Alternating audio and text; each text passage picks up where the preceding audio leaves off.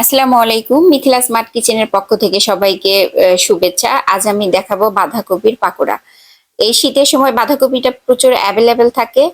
যারা এই সুস্বাদু এবং লোভনীয় বাঁধাকপির পাকোড়া খেতে চান তারা আজকের রেসিপিটা অবশ্যই দেখবেন।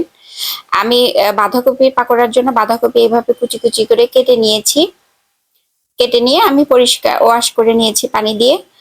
এরপর আমি 1 থেকে 1.5 চামচ এখানে লবণ দিব, দিয়ে ভালো করে বাঁধাকপিটা মথে নিব। এর মধ্য থেকে পানি আমি বের করে ফেলে দিব। এরকম মাখতে মাখতে দেখতে পাচ্ছেন নিচে বাঁধাকপির মধ্যে যে পানি ছিল তা চলে আসছে।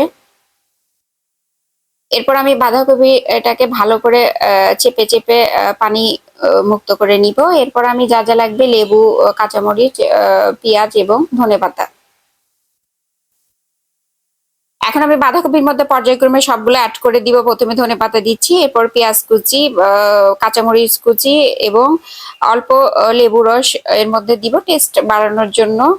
লবণ দিব 1 চামচ, হলুদ দিব, শুকনা মরিচের গুঁড়া দিচ্ছি, আর এখানে বাসায় রেখে দেওয়া যে জিরা বাটাগুলো আছে এটা দিব। এরপর আমি এখানে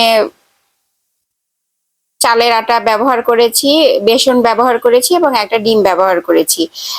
এটা হচ্ছে আপনার লুডুসের মশলা, এটা দিলে কিন্তু স্বাদটা একটু বেড়ে যায়।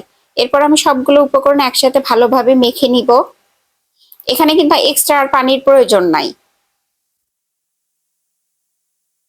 এখানে লবণ ও হলুদ মরিচের গুঁড়া কিন্তু সব স্বাদ মতো আপনি যে পরিমাণ খেতে চান সেভাবে অ্যাড করে নিবেন। দেখতে পাচ্ছেন আমার মাখা কিন্তু প্রায় শেষ আর রেডি।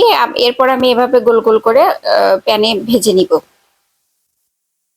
এখন আমি চুলায় একটা প্যান বসে দিয়েছি, তেল গরম করে নিয়েছি। এরপর আমি গোল গোল করে এখানে পর্যায়ক্রমে বেশ কিছু পাকোড়া ছেড়ে দিচ্ছি। আপনি যে কোনো শেপে করে নিতে পারবেন, আমি এখানে গোল শেপ দিয়েছি।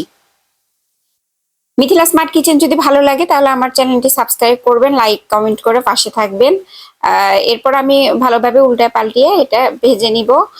বিলিভ মি, বাঁধাকপির এই পাকোড়াটা এত টেস্টি এবং লোভনীয় হয়, বাসায় নিজে ভেজে না খেলে বুঝতে পারবেন না। আশা করি আজকের রেসিপিটা দেখে বাসায় ট্রাই করবেন, খেয়ে জানাবেন কেমন হয়েছে। আর এরকম সুন্দর সুন্দর সহজ রেসিপি দেখার জন্য আমার চ্যানেলটার সাথেই থাকবেন। আমি এ পর্যায়ে আমার সবগুলা বাঁধাকপির পাকোড়া কিন্তু পর্যায়ক্রমে আমি ভেজে নিব।